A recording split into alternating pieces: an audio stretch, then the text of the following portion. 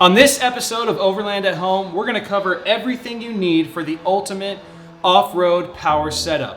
Everything from a beginner, easy swap from your old traditional lead acid battery to a high-end deep cycle AGM battery, to a quick dual battery setup with an automated ACR, which protects your battery in case the voltage runs too low, to the ultimate dual battery setup right here, managed by the ARB Link system, wired with the pre-run kit from our friends at SDHQ. Let's get started on today's episode and dive right in.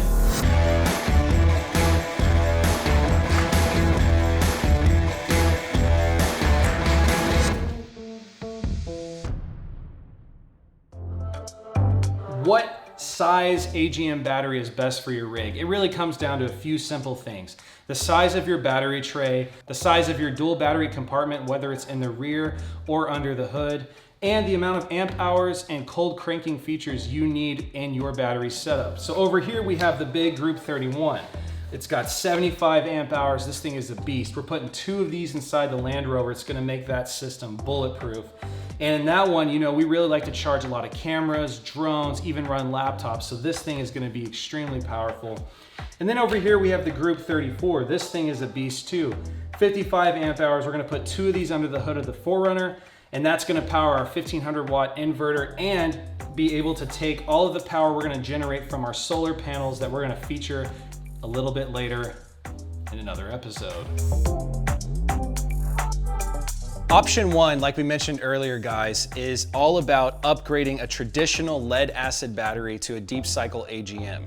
So here on the 2004 Land Cruiser, we do have enough spot in the battery tray to fit a Group 31 AGM battery from Optima. The reason you want to do this, guys, is traditional lead acid. These can only really be discharged to about 50% capacity. So if you have a lead acid battery, whatever your rating is, you really only have about half the power. And when you're off trail, off grid, you really need something that's gonna reliably allow you to start the rig and have plenty of power for, let's say, a winch in an emergency situation. So let's get rid of this guy. We'll show you what we did over here with our upgrade. This SLE 100 series Land Cruiser battery tray upgrade kit came with everything we needed to swap out the old lead acid battery with a new AGM battery. It came with high quality military grade upgraded terminals.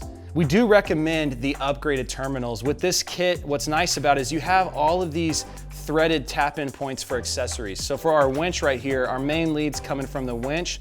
We've got a nice pre-threaded hole. We just put in a hex screw right there. You can add on a few different things, but this kit turned out great. It's bulletproof, and this is honestly the most simple. We did this in about 30 minutes. Everything just wires up directly, screws right in. You can easily find a nice third-party option for your rig.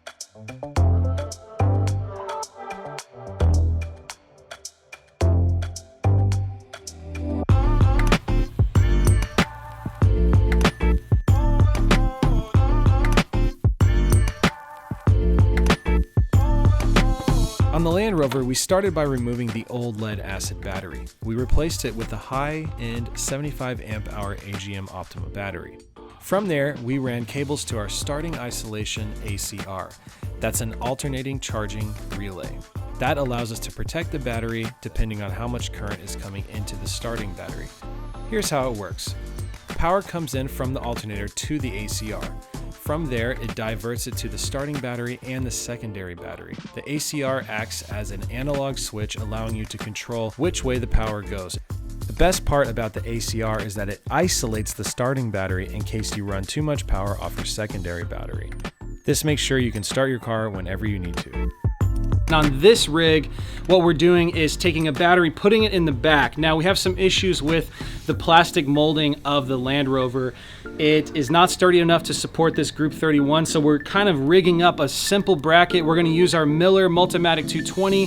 Super excited about that. That thing is incredible, super easy to use, has all these automated settings for welding for someone like me who barely knows what they're doing. But let's check out what we did here. We have the Optima Group 31. We put on a piece of scrap wood, drew a perfectly square rectangle around it.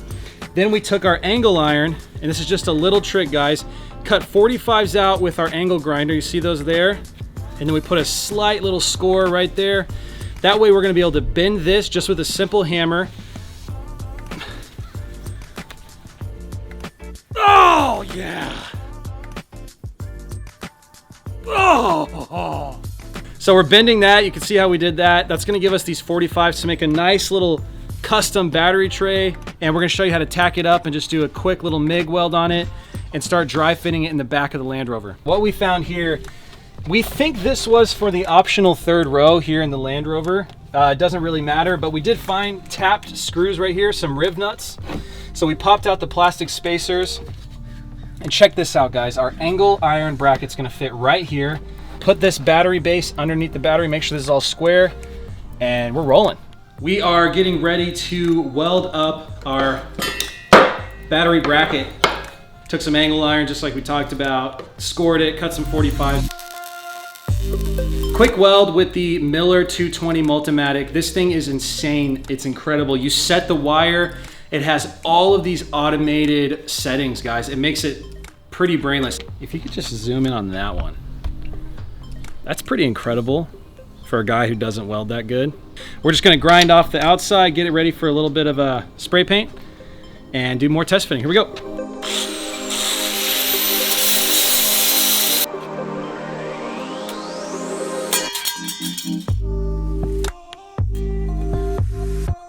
We took some 16 gauge 6x18 sheet metal from Home Depot, rack focus, and we're just gonna set this down to the bottom of our tray.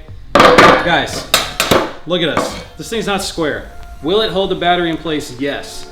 Will it win a welding competition? No.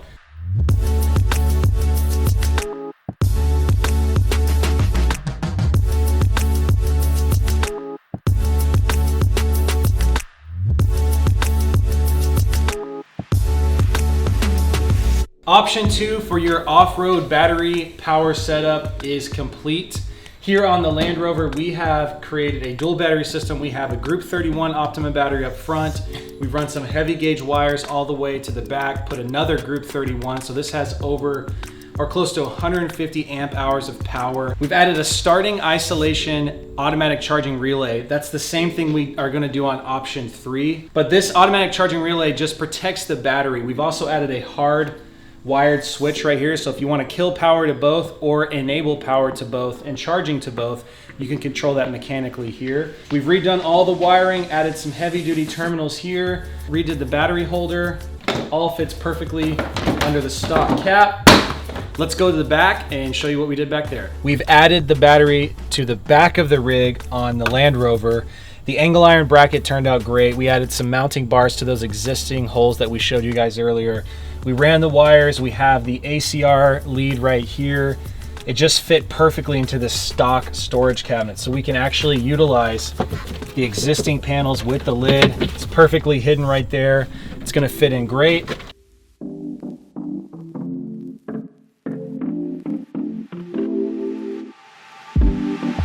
Like we mentioned in the intro, guys, for option 3, we have the ultimate dual battery setup for the 2015 4Runner. Now, this kit we got from our friends at SDHQ is incredible. Everything, all of the wiring is completely pre-cut, pre-measured. You have brackets, you have harnesses, everything is perfectly done. It even comes with custom billet aluminum battery hold downs. Look at those, guys, it's insane. We're gonna go get to work on the 4Runner. We've got our Optima Group 34 batteries. These are incredible deep cycle AGM 55 amp hour batteries. Can't wait to get those installed. Let's get under the hood and see what happens.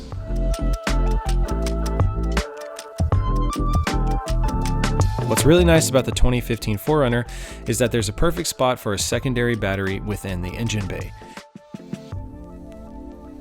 The kit from SDHQ allows you to mount it right in that spot pretty easily. They provide you with a bracket, then we ran heavy wire from our starter battery all the way over to the secondary battery. In between those, we added a magnetic latching ACR. What this does is it automatically chooses if it wants to overload the secondary battery and add power to the starter battery or vice versa. The nicest part is that as we add solar panels to the 4Runner, power can come into the secondary battery, flow through the magnetic latching ACR, and actually charge the starting battery. We just wrapped the installation of the SDHQ dual battery setup here on the 2015 TRD Pro 4Runner. This was a little bit more of an undertaking than we imagined, but we're super excited with the results. We'd love to walk you guys through what we did. So right here we have our primary starter battery.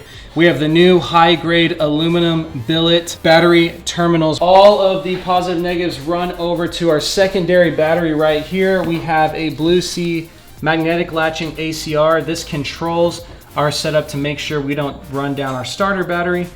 We ran a 2-gauge wire to the back so we could power our 1500 watt inverter. We ran it through a 150 amp inline fuse. Just a quick note, guys, you want your fuse for any big accessories like that to be as close to the battery as possible. This is a resettable fuse just to protect everything in the back and everything in the rig. We're in the back of the 4Runner. Just wanted to give you guys a final run through of how the install came together. Here we have our 1500 watt inverter. We mentioned it earlier, but just when you're looking at inverters on Amazon or anywhere online, really think about getting a pure sine inverter. It just allows for more of an efficient transfer and conversion of power. And here we have our solar charge controller. We're gonna talk a little bit about this next episode, so pretend that's not here. And then we have our fuse block. Right now we've got one fuse in place for our 12 volt plug right here. We've got a cool remote control on, off switch for our inverter. And yeah, that's it. We went ahead and took a piece of 1/2-inch plywood and just used a jigsaw to make this nice clean plate. One of our main pieces of gear that needs power off-road is our Dometic cooler. This is the new CFX3 55 liter with an included ice maker. Yes, I said ice maker, which is insane. This thing doesn't draw a lot of power. We've got it mounted right here with their quick connect straps. It has a low battery gauge, Bluetooth, USB connector for your phone, an included LED light, and like I mentioned earlier, an ice maker.